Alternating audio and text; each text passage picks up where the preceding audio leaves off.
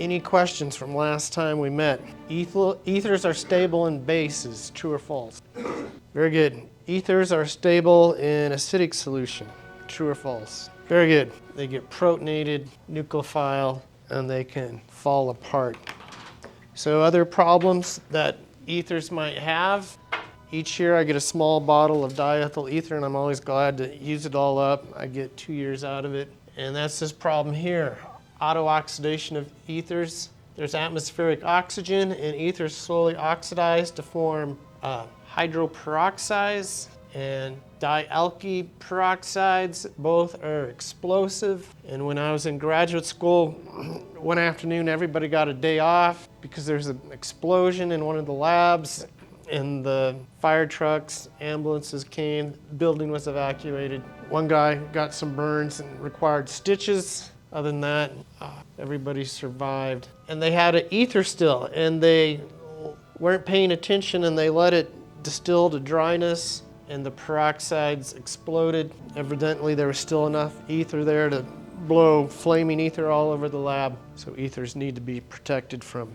atmospheric oxygen. How does that occur? Here's some generic ether, oxygen. So here's the hydroperoxide. And of course, here's the dialkyl peroxide. So here's diisopropyl ether. And here are the two explosive things that can occur. Maybe I'll have to prepare this for Friday's lecture. Normally, I like to talk about the mother of Satan, which is an explosive. We'll have to do that next time. So thioethers, just like a normal ether, but instead of oxygen, sulfur, named sulfides like ethers, replacing sulfide for ether in the common name. So here we see dimethyl sulfide, methylphenyl sulfide, or alkythiol for alkoxy in the IUPAC name. So this thing, the longer, more complex part, gets named as the hydrocarbon, in this case an alkene. And here at carbon number 4, we see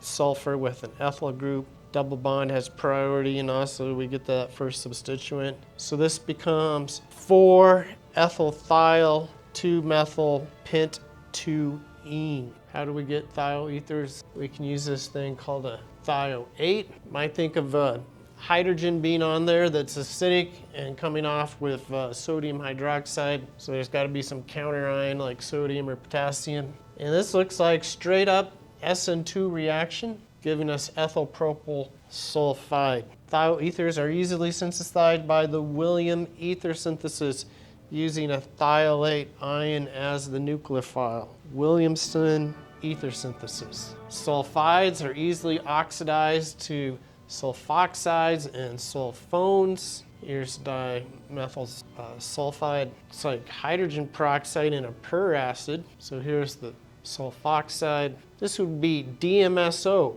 And here's a sulfone. Sulfides react with unhindered alkyl halides to give sulfonium salts. There's a sulfonium salt. Very analogous to ammonium salt. Thioethers as reducing agents. And you'll say, oh yeah, this is the alkene chapter in the ozonolysis, making an aldehyde from an alkene. Remember, this was the reducing agent. You'd form this ozonide. Ozone reacts with the double bond, and so we could cleave this double bond, forming an aldehyde here and a ketone there. And sulfides are mild reducing agents. Remember, our other oxidizing agents, we had trouble with the aldehyde going all the way to the carboxylic acid, like our permanganate silyl ethers. So here's a silicon instead of a carbon. These are resistant to some acids and bases and oxidizing agents, more easily formed and more easily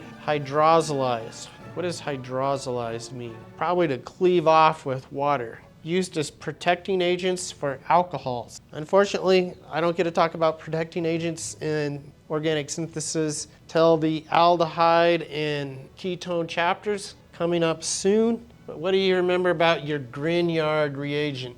The world's strongest base. What do you know about this proton here? Is it acidic? Yeah, it's acidic. So this will just make protonate your phenol and not. See here's a chemist saying, I want to put the phenyl group there. Remember, Grignard's reacted with carbonyl carbons to form, reacts with ketones to form a tertiary alcohol eventually. All right, so this isn't working. If the molecule has more than one functional group, sometimes the reactivity can interfere with the desired reaction. This OH is going to mess up our Grignard reaction we want to do on carbonyl carbon there, so we can form a silly ether. So here's this chloro-triisopropylsilane, and it goes where the hydrogen was on the alcohol group. Now this is protected. Now I could do organometallic chemistry on other things on the R group, and then we add something here and it pulls it off. And water is important for that hydrolysis. Protecting the alcohol as a silly ether will ensure the Grignard will react with the carbonyl carbon. The silly ether group can be removed in aqueous organic solvents.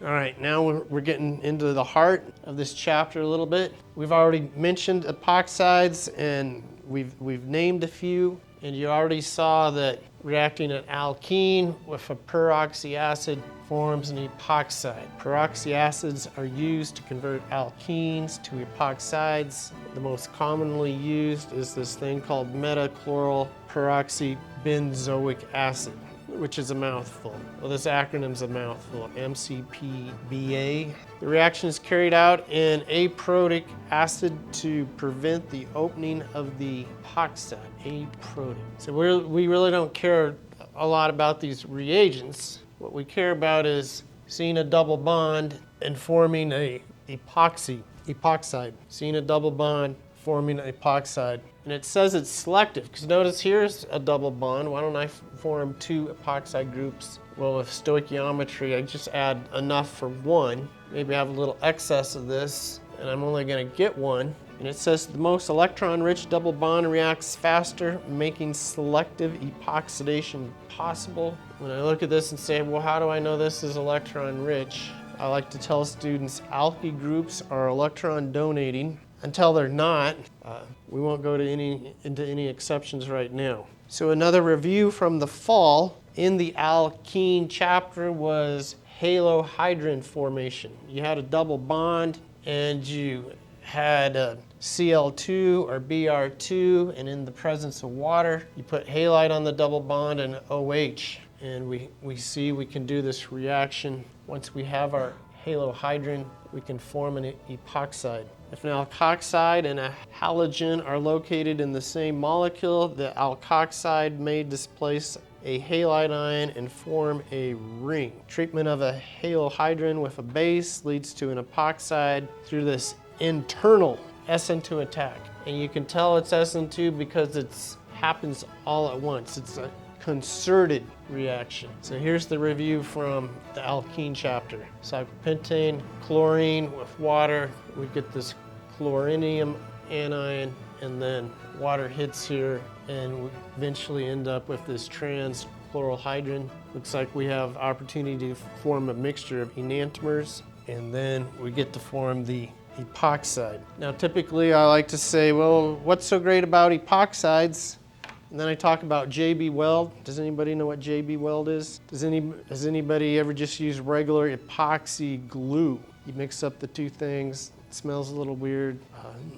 Or like fiberglass. If you work with fiberglass, that's an epoxy type resin. You paint on, you cover whatever you want with the fiberglass, and you mix up this goo and it soaks into the fiberglass. So the exciting thing about epoxides is, besides the glue, the other great thing is a synthetic pathway to diols and maybe even ethers. So three-membered ring, not very stable. Those bond angles want to be 109.5. Looks like they're all at about 60. So if the oxygen gets protonated, now we have that magical situation where we have a good leaving group. Water can then hit, and that leaving group leaves, and then we have this protonated OH. Water's strong enough base, pull that off. So now we formed a diol. And I like to say it's an anti-diol. So how would we get an ether? Here's our epoxide. So instead of using aqueous acid, we use an acid in like methanol here. So this good thing gets protonated, methanol hits here. Here's a protonated methanol. We pull that off. So now we've made an ether, trans-2-methoxycyclopentanol. A molecule of alcohol acts as the nucleophile and attacks and opens the epoxide. This reaction produces an alkoxy alcohol with anti-stereochemistry.